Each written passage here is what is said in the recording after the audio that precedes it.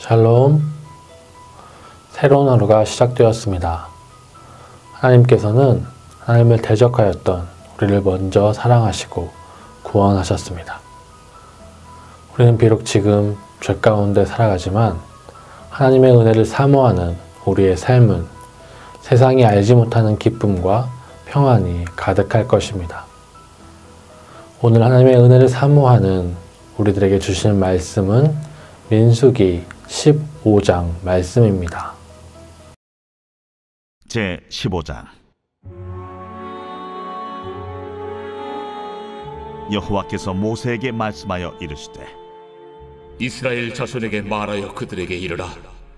너희는 내가 주어 살게 할 땅에 들어가서 여호와께 화제나 번제나 소원을 갚는 제사나 낙헌제나 정한 절기제의 소나 양을 여호와께 향기롭게 드릴 때에 그러한 헌물을 드리는 자는 고운 가루 10분의 1에 기름 4분의 1 흰을 섞어 여호와께 소제로 드릴 것이며, 번제나 다른 제사로 드리는 제물이 어린 양이면 전제로 포도주 4분의 1 흰을 준비할 것이요, 순양이면 소제로 고운 가루 10분의 2에 기름 3분의 1 흰을 섞어 준비하고, 전제로 포도주 3분의 1 흰을 드려 여호와 앞에 향기롭게 할 것이요, 번제로나 소원을 갚는 제사로나 화목제로 수송아지를 예비하여 여호와께 드릴 때에는 소제로 고운 가루 10분의 3 에바에 기름 반 흰을 섞어 그 수송아지와 함께 드리고, 전제로 포도주 반 흰을 드려 여호와 앞에 향기로운 화제를 삼을지니라. 수송아지나 순양이나 어린 순양이나 어린 염소에는 그 마리수마다 위와 같이 행하되 너희가 준비하는 수요를 따라 각기 수요에 맞게 하라. 누구든지 본토 소생이 여호와께 향기로운 화제를 드릴 때에는 이 법대로 할 것이요, 너희 중에 거류하는 타국인이나 너희 중에 대대로 있는 자나 누구든지 여호와께 향기로운 화제를 드릴 때에는 너희가 하는 대로 그도 그리할 것이라. 회중 곧 너희에게나 거류하는 타국인에게나 같은 율례이니 너희의 대대로 영원한 율례라. 너희가 어떠한 대로 타국인도 여호와 앞에 그러하리라. 너희에게나 너희 중에 거류하는 타국인에게나 같은 법도 같은 규례이니라. 여호와께서 모세에게 말씀하여 이르시되 이스라엘 자손에게 말하여 이르라. 너희는 내가 인도하는 땅에 들어가거든 그 땅의 양식을 먹을 때에 여호와께 거제를 드리되 너희의 처음 익은 곡식 가루떡을 거제로 타작마당에 거제같이 들어드리라.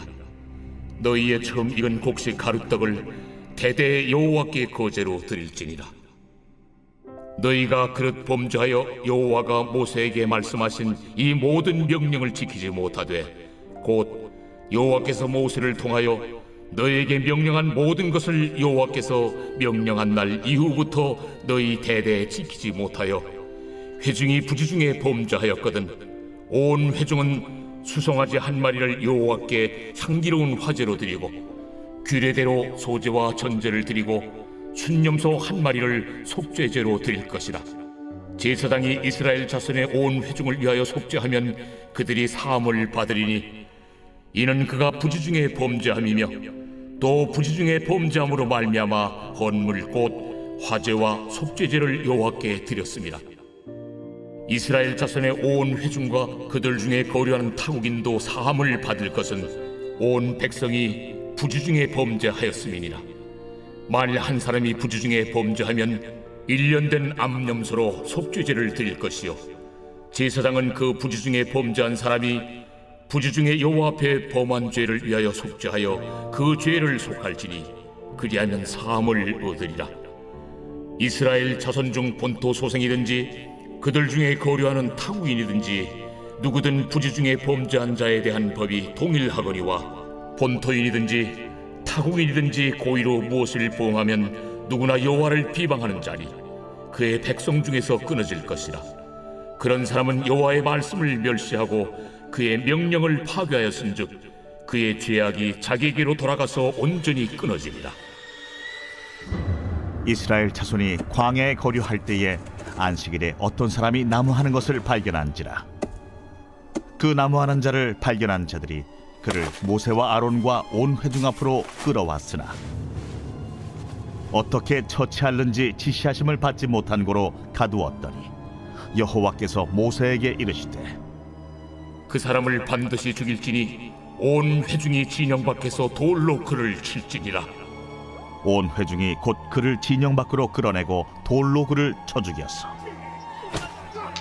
여호와께서 모세에게 명령하신 대로 하니라. 여호와께서 모세에게 말씀하여 이르시되 이스라엘 자손에게 명령하여 대대로 그들의 옷단 귀에 술을 만들고 청색끈을 그 귀에 술에 더하라.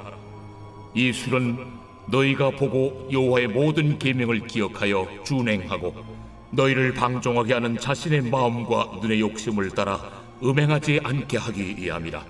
그리하여 너희가 내 모든 계명을 기억하고 행하면 너희의 하나님 앞에 거룩하리라. 나는 여호와 너희 하나님이라. 나는 너희의 하나님이 되려고 너희를 애굽 땅에서 인도해 내었느니라. 나는 여호와 너희의 하나님이니라.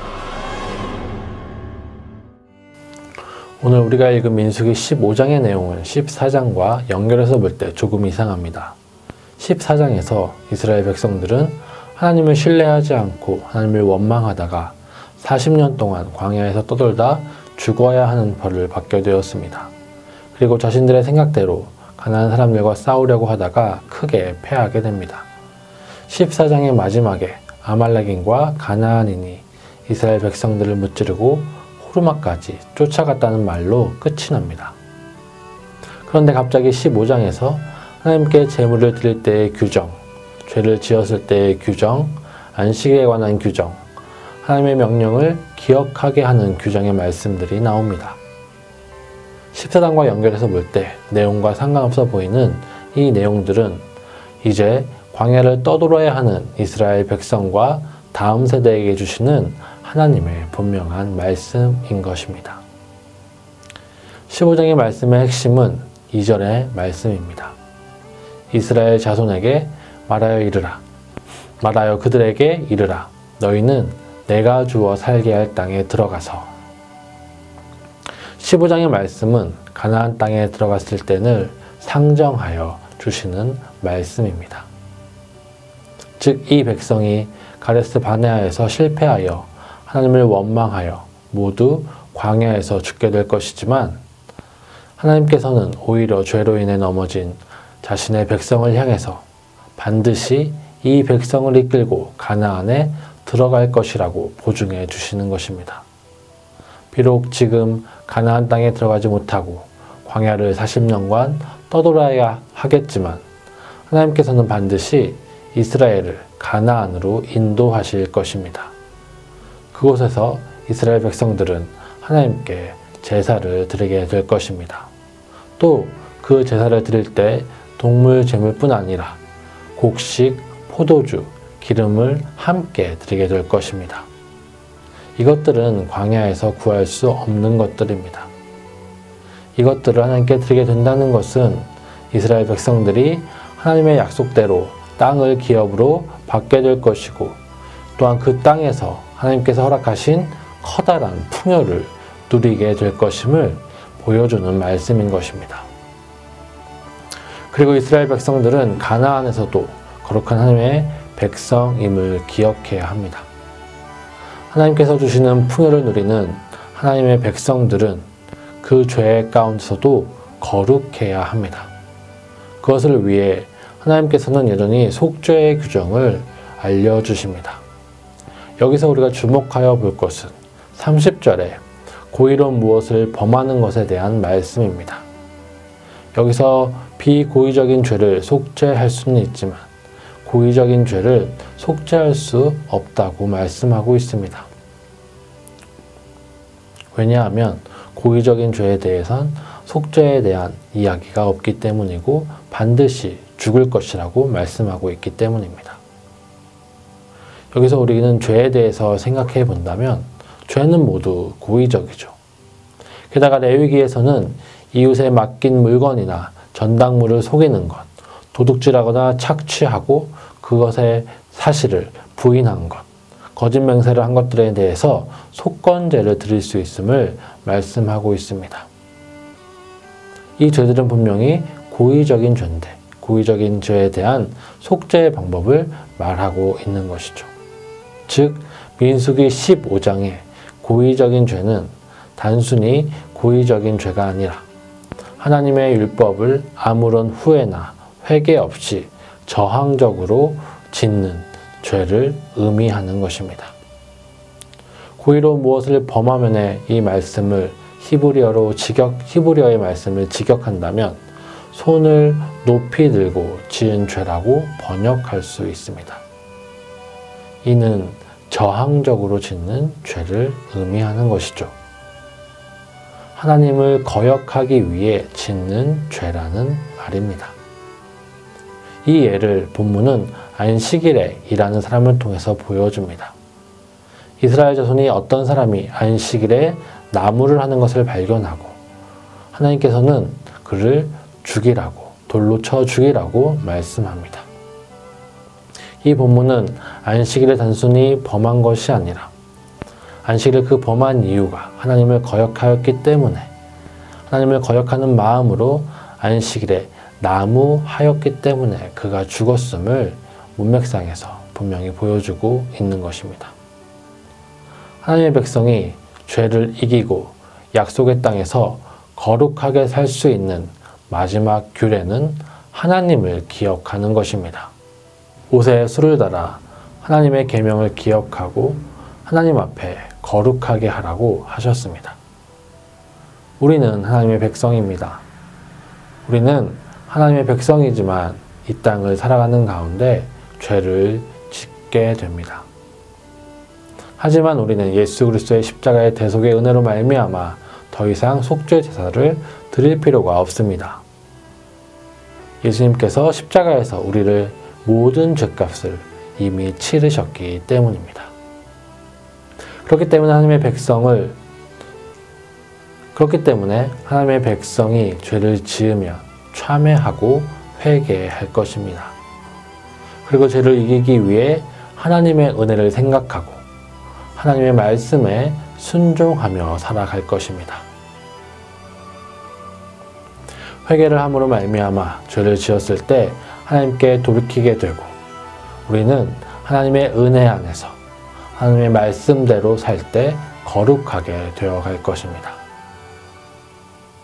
이런 것이죠. 남을 미워하지 않으려고 한다면 우리는 더 미워할 수밖에 없게 되는 우리 자신을 발견하게 됩니다. 그러나 미워하지 않으려고 노력하는 것이 아니라 사랑하려고 한다면 언젠간 그 미워함이 사라지게 될 것입니다.